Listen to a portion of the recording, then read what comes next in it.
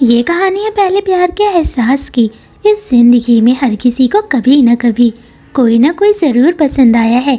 ये है काशिमा रियोटो। वो 16 साल का एक लड़का है। उसके स्कूल में बहुत कम दोस्त है। वह स्वभाव से शर्मीला है। उसकी आज तक कोई गर्लफ्रेंड नहीं बनी है, लेकिन उसकी एक क्रश है जो उसी के स्कूल में उसी के क्लास में पढ़ती है। वो है शिरेकावा रूना। वो दिखने में खूबसूरत है। उसके बहुत सारे बॉयफ्रेंड थे, लेकिन अब उसका ब्रेकअप हो चुका है। काशिमा अपने आप को खुशकिस्मत समझता है, क्योंकि वो अपनी क्रश को स्कूल में हर दिन देख सकता है। क्लास का हर लड़का शिरेकावा का बॉयफ्रेंड बनना चाहता है। वो सोच ही रहा होता है कि वो मेरे जैसे स्वभाव में शर्मीले लड़के से कभी बात नहीं करेगी। और अब मैं सेकंड ईयर में आ चुका हूँ, लेकिन अब तक मेरे 2-3 दोस्त ही बने हैं। तभी शिरेकावा उसके सामने आकर पेंसिल मांगती है। वो फटाफट अपनी पेंसिल देता है। वो उसे देखे ही जा रहा होता है। वो हर किसी की मदद करती है। वो उसे पेंसिल देते हुए थैंक यू कहती है। काशिमा को लगता है उसके जीने का मकसद पूरा हो चुका है। लंच टाइम में काशिमा अपने दोस्तों के साथ होता है। एग्ज़ाम जल्दी आने वाला है, इसलिए उनके मम्मी पापा ने उन्हें फ़ोन में गेम खेलने से मना कर दिया है। वो शर्त लगाते हैं, अगर हम में से जिसके भी ज़्यादा नंबर आए उसे सबसे कम नंबर वाले का काम मानना होगा। कुछ दिन के बाद एग्ज़ाम होते हैं। एग्ज़ाम का रिजल्ट आ चुका है। वो अपने नंबर दिखाते हैं। उन दोनों के कम नंबर आए हुए हैं। काशिमा के सबसे ज़्यादा नंबर आए हुए हैं। वो कहते हैं तुम्हें जो लड़की पसंद है उससे अपने दिल की बात कहनी होगी। वो काशिमा के बारे में सोचने लगता है। वो उसका चेहरा देखकर समझ जाते हैं कि काशिमा को एक लड़की पसंद है। स्कूल ख़त्म होने के बाद वो पेड़ के पीछे छुप जाते हैं। वो सोचता है कि मेरे दोस्त मेरे लिए बहुत ज़रूरी है। अगर शिरेकावा मुझे मना करेगी तब मेरे दोस्त मेरे साथ होंगे। ये मेरे लिए एक इम्तिहान की तरह है। वो उसके ख्यालों में ही खोया होता है। तभी शिरेकावा उसके सामने आती है। वो पूछती है, क्या ये तुमने लिखा? वो उससे नज़रें नहीं मिला पा रहा होता है, क्योंकि उसके सामने वो लड़की है जिसे वो पसंद करता है। वो हंसते हुए कहती है, हम एक ही क्लास में पढ़ते हैं, तुम मुझे देखकर इतना क्यों शर्मा रहे हो? वो कहता है, तुमने सही कहा। वो सोचता है शिरेकावा बहुत प्यारी है। वो कहता है, मैं तुम्हें पसंद करता हूँ। वो पूछती है, तुम मुझे क्यों पसंद करते हो? वो कहता है, क्योंकि तुम बहुत प्यारी हो। वो उसकी गर्लफ्रेंड बनने के लिए मान जाती है।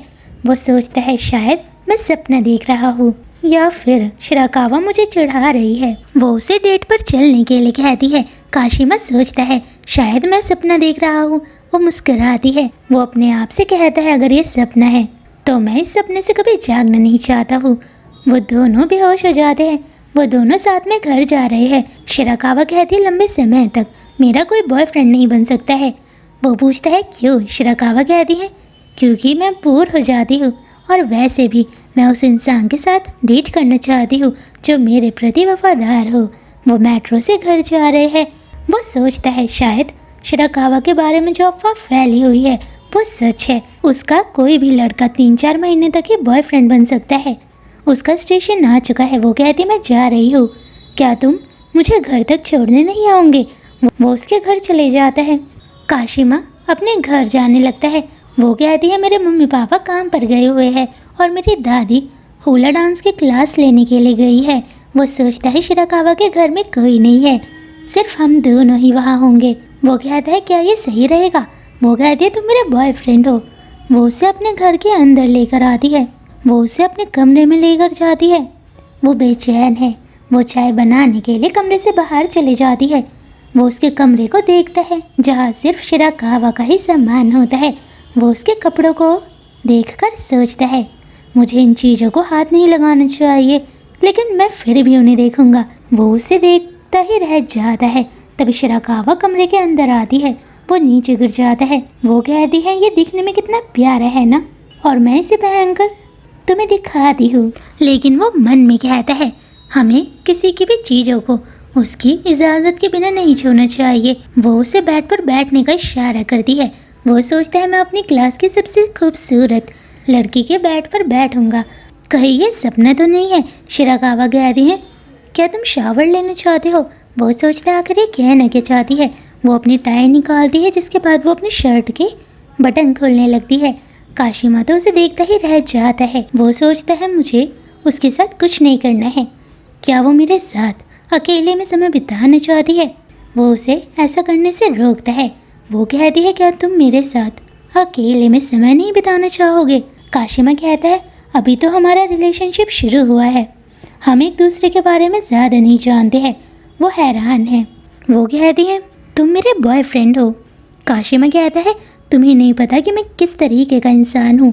ऐसा भी तो हो सकता है कि मैं एक बुरा इंसान हूँ। शिराकावा बोलती है हर बॉयफ्रेंड अपनी गर्लफ्रेंड के साथ अकेले में समय बिताना चाहता है। काशिमा कहते हैं हमें अपने रिलेशनशिप को समझने की ज़रूरत है। तुम मेरी गर्लफ्रेंड हो, हमें सही समय का इंतज़ार करना होगा। शिराकावा कहती मुझे लगता है अगर लड़की अपने बॉयफ्रेंड के साथ समय नहीं बिताएगी तब वो दूसरी लड़की के साथ भाग जाएगा।